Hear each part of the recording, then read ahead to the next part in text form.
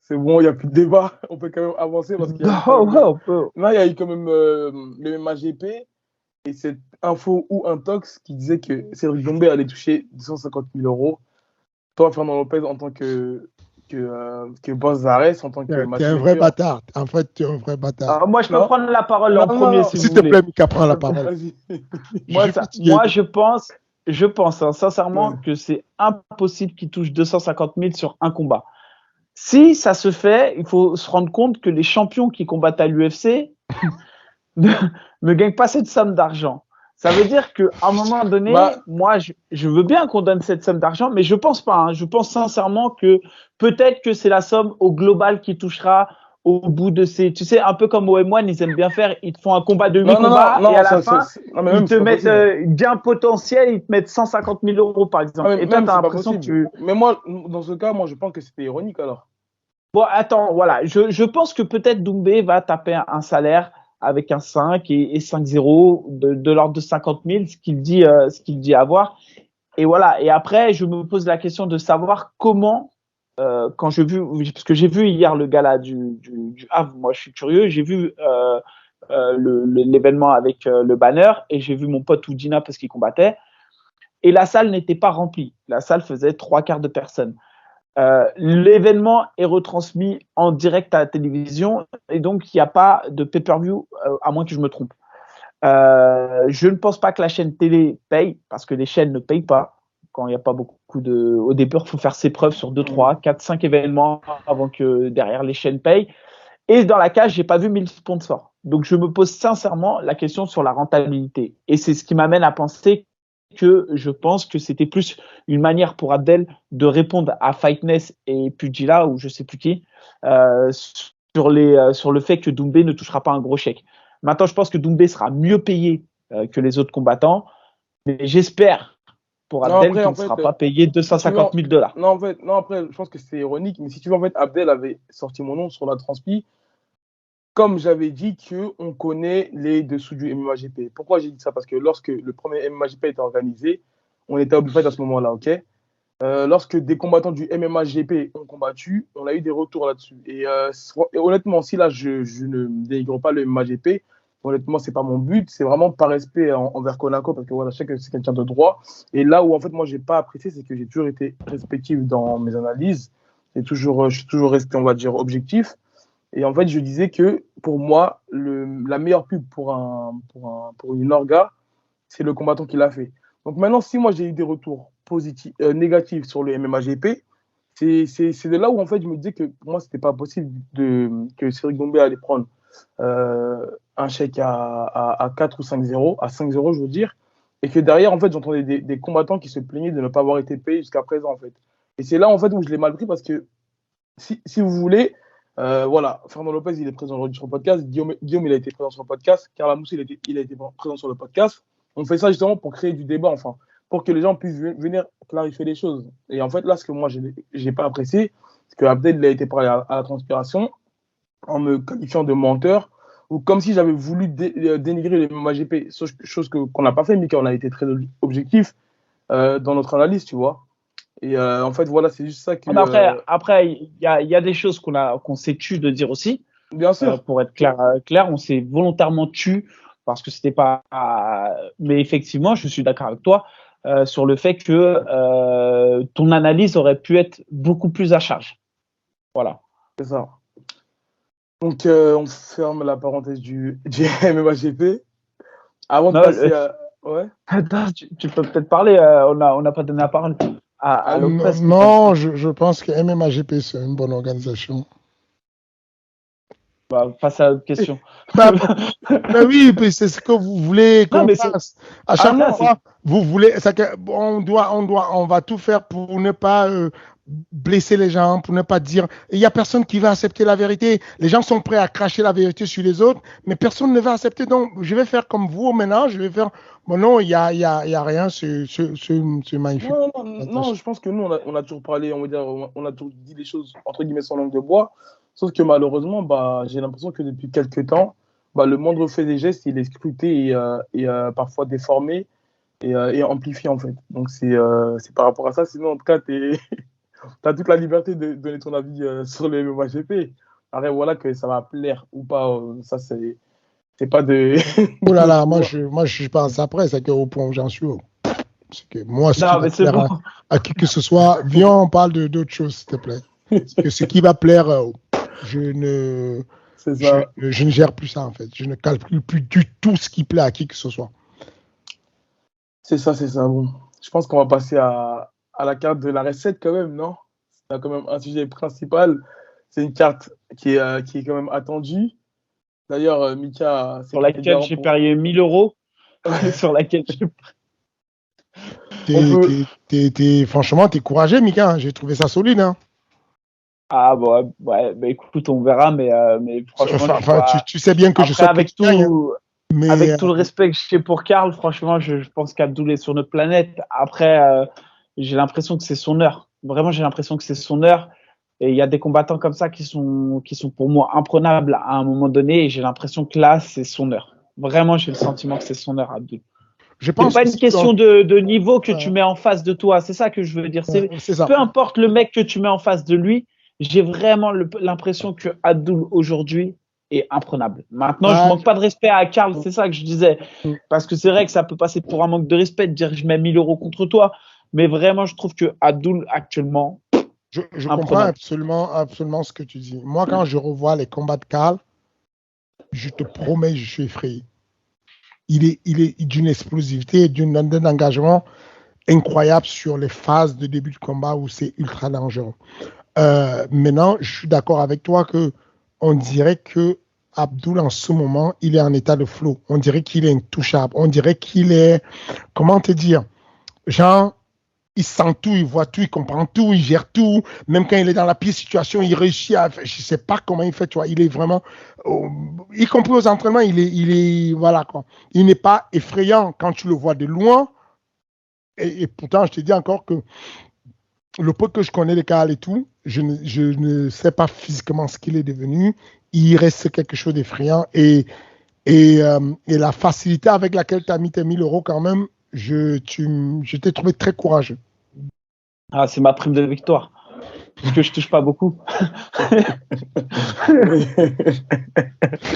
Mais justement, sur le fait que Abdoul, il est maintenant au MMA Factory et au Management Factory, est-ce que c'est pas un risque de lui opposer Karl, sachant qu'il y a bientôt l'UFC qui arrive en septembre, et que si par malheur, ce que je ne souhaite pas à Abdoul, mais il venait à perdre contre Karl, ce serait un petit peu... voilà, en gros, j'ai envie de dire qu'il a vraiment... Pour moi, actuellement, il n'a pas grand-chose à gagner quand tu regardes le niveau de sa carrière actuellement. Parce que même sans manquer de respect à Karl Amoussou, mais en gros, ça fait quand même longtemps que Karl Amoussou n'a pas eu un grand défi de cette ampleur. Ah, non. Mais Karl, c'est son blaze. Karl, il a un blaze en France. Bien sûr, bien sûr. Karl, en Europe, pas qu'un blaze. En France, ouais, exactement. Tous les 77 se souviennent que c'était un 77 compliqué à gérer. Ouais.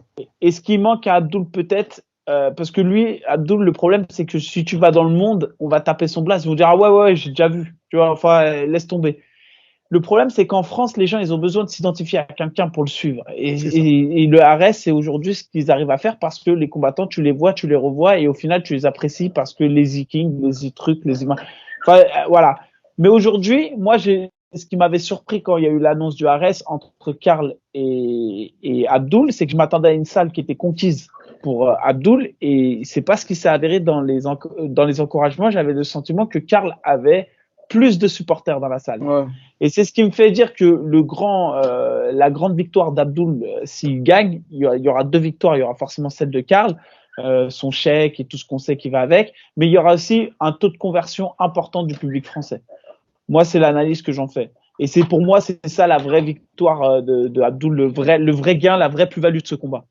C'est juste. C'est juste. Je pense que Abdoul, alors à l'international, il devient très connu par les spécialistes. Hein, je ne te parle pas du grand public. Les spécialistes, on voit qu'il y a eu Bloody Elbow qui a sorti un truc où il disait c'est le gars il fait partie de la liste des 5 personnes qui pourront être à l'UFC après ce combat. MMA Junkie a fait un truc de ce genre et tout. Donc, il commence à être repéré. Maintenant, je pense que même si Karl n'a pas fait un gros combat depuis, En Europe, il a marqué les esprits et pour les gens, ils ont besoin d'une référence. Je me suis dit, OK, on sait qu'il est fort, Abdul. On a envie de voir qui est son benchmark. Où est-ce que, de quelle manière il peut battre 4? Est-ce qu'il va déjà battre 4? Et s'il le bat, de quelle manière il peut le battre pour qu'on puisse avoir une idée jusqu'où il peut aller? Et bon, voilà. Après, je te dis honnêtement, c'est très, très risqué. C'est-à-dire que n'importe quel manager se chie dessus sur ce genre d'événement. C'est très risqué parce que c'est compliqué mais c'est ça le plaisir de la vie. Le plaisir de la vie, c'est de se dire que tu prends un peu des risques et que parce que tu prends des risques, tu choques le monde et éventuellement tu transformes les choses, tu vois. Voilà. Est-ce que oui, c'est risqué. Ça reste un gros pari et je trouve ça très brave de son côté parce que ça fait longtemps que je manage des mecs et je connais beaucoup de personnes qui auraient dit non, je ne prends pas ce combat. Même si je suis quasiment sûr que je peux gagner, mais non, je ne le prends pas parce que c'est risqué quand même et tout ça. Et je pense que il le vit en mode, écoute, s'il y a l'UFC, ça va venir. Et puis, même mine de rien, les jeunes quand même. Hein, c'est que c'est relativement. C'est intéressant aussi de l'âge d'Abdul. C'est qu'Abdul, il a encore droit à un échec ou 2 échecs. Quoi. Il est encore jeune. C'est pas un truc catastrophique. Tu vois ce que je veux dire? Mais de toutes les façons, voilà, il y a des risques qu'il faut prendre dans la vie. Taylor a pris un gros risque la dernière fois en combattant. C'était un gros risque qui nous a mis sérieusement mal. C'est que dire non à l'UFC, quand tu as attendu l'UFC longtemps, moi en tant que le manager de Taylor, je me suis sérieusement chié dessus. C'est que je voulais juste avoir l'assurance que il dégage derrière, c'est que je ne le vois plus parce que sinon ça reste dans ta tête un échec pour toute ta vie en disant bon, le gars, j'avais l'occasion de le laisser aller vivre son rêve, un deuxième round à l'UFC et je l'ai retenu. Donc du coup, ça me fait plaisir voilà, si ça se résout et que finalement il passe à Paris en septembre, ce serait une bonne chose. Qu'est-ce que ça a rajouté, Mika? Non, bah c'est bien. Comme ça, s'il signe à l'UFC, ça évite que Mustafa l'affronte. Ça me va bien. Ça me va bien. Ça me va bien. D'ailleurs, est-ce qu'on peut avoir une confirmation que si Taylor justement n'est pas à l'UFC, est-ce que ce combat se fera? C'est sûr que je le fais parce que je l'ai promis. Personnellement, je suis comme Mika. Je te dis honnêtement, je le dis et je l'ai dit encore, mais c'est que de toutes les façons, si je le dis trop, si je dis que Taylor est dessus Mustafa, on dit Taylor est chez moi et je veux parler de mes gars comme étant des mecs très bons. Si je dis que Taylor est au-dessus de Mustafa, on dit si je dis qu'il est en dessous et que c'est bien qu'il fasse le combat, on va dire oui, tu veux que Taylor il ait des points. Non, l'un comme dans l'autre, je suis mal moi, comment je suis placé. Donc je te dis simplement que je pense sincèrement, objectivement que c'est tôt pour. Je pense que il devrait prendre Peña. Je pense que Mustafa prendre Peña déjà c'est un petit step up. Et il devrait le prendre parce que là, il a une belle mesure. Parce que Peña, il vient de 4 ans sans activité, plus une défaite, son mental un peu en bas. Il y a moyen de faire quelque chose. Taylor, c'est vraiment compliqué. C'est que même sur la lutte pure, genre bousculade, genre il se percute et tout, il va sentir qu'il y a une masse en face de ouf. Taylor est extrêmement massif. Maintenant, s'il dit qu'il veut l'affronter et que Taylor n'est pas à l'UFC, mais les probabilités que Taylor ne soit pas à l'UFC sont quasiment de nul. Voilà. Ok, d'accord. Et moi, il y avait un autre combat dont je voulais parler, c'était le combat de. En fait, j'ai vu l'ordre de la carte sur Tapology, et justement, j'aimerais que tu me répondes, est-ce que c'est l'ordre officiel de la fight carte? Parce qu'en fait, justement, il y a eu un petit débat par rapport à ça. Pas encore. Là, actuellement, pas encore. Mais c'est à peu près ça, mais on va rajuster. En gros, quand c'est fini, quand les combats, ils les mettent comme ça quand ça arrive. Ensuite, je renvoie l'ordre correct et puis ils me le mettent ou moi-même je vais dessus et puis je vais régler l'ordre correct.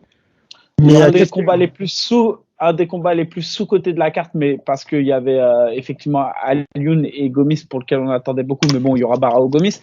On va se consoler avec ça. Mais c'était Lapillus contre Giroud. Ouais. Ça va être un des combats les plus attendus, en tout cas pour moi, de la soirée. Le véritable problème, c'est que je ne sais pas, là, je n'ai pas l'ordre devant moi. Les combats tels qu'ils ont été mis en général, il y a quand même des. Enfin, nous, on ne classe pas une organisation ne classe pas les combats en fonction du niveau de gars ou du niveau de gros combat qu'il y aura. C'est aussi en fonction de qui va ramener la foule. Et aujourd'hui, nous, on a des outils qui nous permettent de mesurer qui ramène la foule. Et donc, du coup, on classe un peu en fonction de ça. Donc, on fait attention à ça. Et donc, quand on repère un combattant qui ramène beaucoup de foule, on le met un peu en avant pour que sa foule traîne le plus longtemps possible.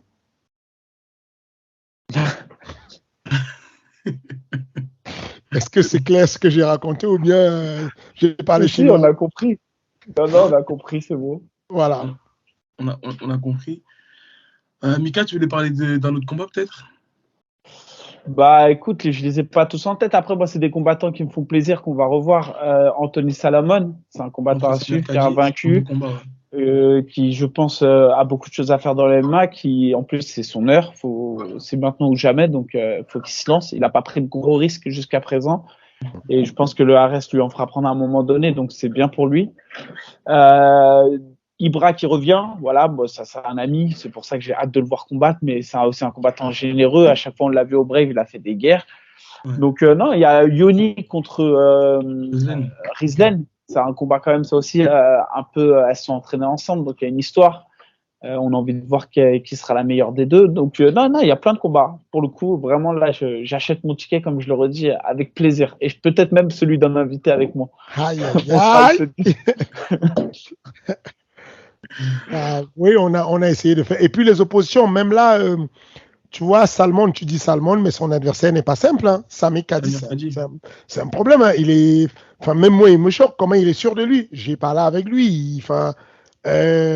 Pour te dire, pour la petite histoire, il ne croyait même pas. Il m'a dit, tu vas voir, Salmon, son équipe, l'équipe à Sami Khadi me dit, Salmon ne va pas accepter le combat. Il ne va pas accepter, c'est pas possible. Je dis, le mec, il a une belle série, même si c'était pas des mecs déjà très forts, mais il a une belle série. Donc, je trouve que il y a quelque chose. Sami Khadi, il a quelque chose à prouver, quelque chose à faire valoir. Sami Khadi, c'est managé par la BTT. Non, c'est pour savoir, comme c'est avec Malik Merad, je voulais savoir si c'était managé par la BTT. Il est au management. C'est pas ce management. Ok, mais c'était pour savoir parce que je sais qu'à l'époque, Salamon était BTT aussi à un moment donné et qu'il est parti de la BTT. Et apparemment, ils se connaissent en fait. C'est ça qu'il y a une sorte de petite rivalité. C'est juste pour ça. Je voulais resituer. Moi, je ne savais pas. Et puis aussi, l'adversaire de Ibrahim Mané n'est pas simple. On est d'accord que c'est quand même compliqué. C'est un acharné de la lutte. Bref, il n'y a pas. Je suis impatient. Moi, je vis en fait le métier de promoteur comme un vrai kiff le jour de la soirée, à part quand la cage est pétée, tu vois. Mais sinon, le reste du temps, je profite sérieusement des combats. C'est qu'il y a vraiment des vrais allers-retours. Ta question, c'était, il y a pas mal de welterweight en ce moment. Comment est-ce que ça va se jouer? Ça va se jouer comment on va proposer des combats, ils vont s'affronter petit à petit et puis on va éclairer le truc. Je pense qu'aujourd'hui, il y a peut-être, comment il s'appelle celui qui a battu Karl Boff, l'Argentin. Il y a Klinkhammer aussi, c'est quelqu'un qui pourrait aller tester la ceinture à un moment donné.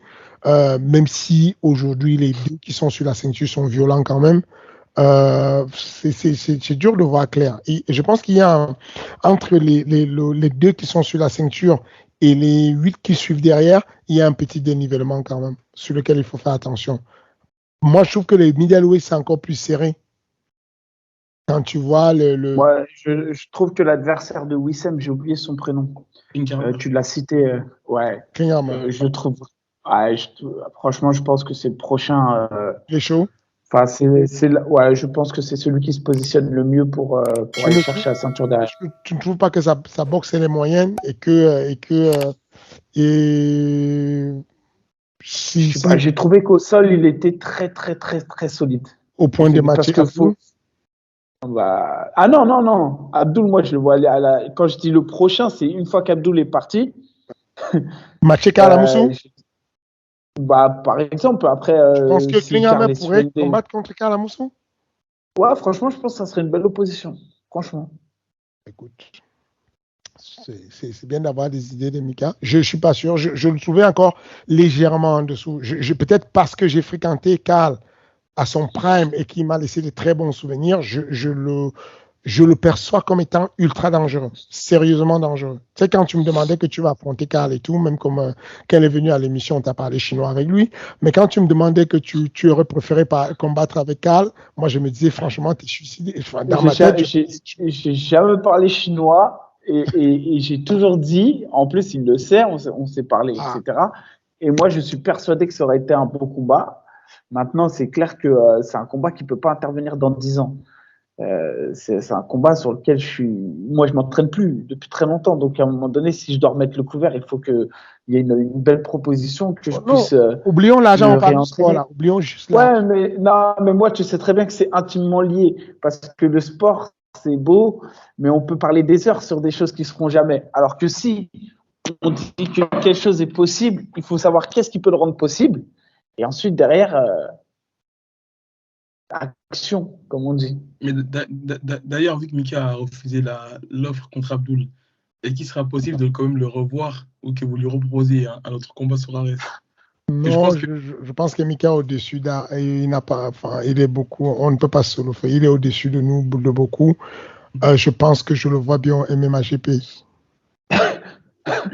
Ouais, bah, s'il me faut une belle Voilà, proposition s'il me faut une proposition à la hauteur de celle de Doumbé, alors là, j'y vais en c'est ça. poirier. C'est ça. Moi je le reconnais. Je sais reconnaître quand on n'a pas les moyens. Nous, on n'a pas les moyens de s'offrir on peut pas. On n'a pas les moyens, sincèrement, de s'offrir ça. Donc, c'est au grand regret que je n'aurais pas Mika sur la carte. je pense qu'on va Ah, conclure quel dommage. là-dessus. Je pense qu'on va conclure là-dessus. Mika, on reviendra sur la carte. J'ai même pas d'électricité, regardez. Ouais, même le J'ai réseau, il même est pas parti de la lumière. d'électricité. Même le réseau, comme tu t'es déplacé, le réseau, il s'est barré. C'est compliqué là. Tu fais le robot depuis tout à l'heure. En tout cas, merci Fernand Lopez d'avoir répondu présent. Je pense que les choses ont été clarifiées pour Mika comme pour toi. Mika, merci de ton professionnalisme. Mika, Ouais. je te répète encore, moi, ça a été un honneur de t'avoir eu comme élève et comme ami. Et c'est tout ça, ça ne change rien. C'est toujours, tu peux continuer à me détester. Moi, je te dis quand même que je te kiffe. Et puis, bon, voilà. Tu vois, mais moi, je te déteste pas. C'est pas vrai. Franchement, c'est un mauvais constat que tu fais. Je suis en désaccord profond sur certaines de tes actions et je suis en accord avec beaucoup de choses que tu fais aussi. Mais voilà, c'est comme ça. Y a pas, et pour ce qui nous a liés dans le passé, moi aussi, je suis reconnaissant de ce qu'on a pu vivre ensemble dans le sport. Et voilà, j'ai pas d'animosité particulière. Ok, les choses ont été dites. Merci. Merci les gars, merci de m'avoir reçu. Je vous souhaite une bonne continuité et continuez à faire ce que vous faites. C'est comme ça qu'on se développe. Salut. Ouais, bah, merci. Ciao, ciao.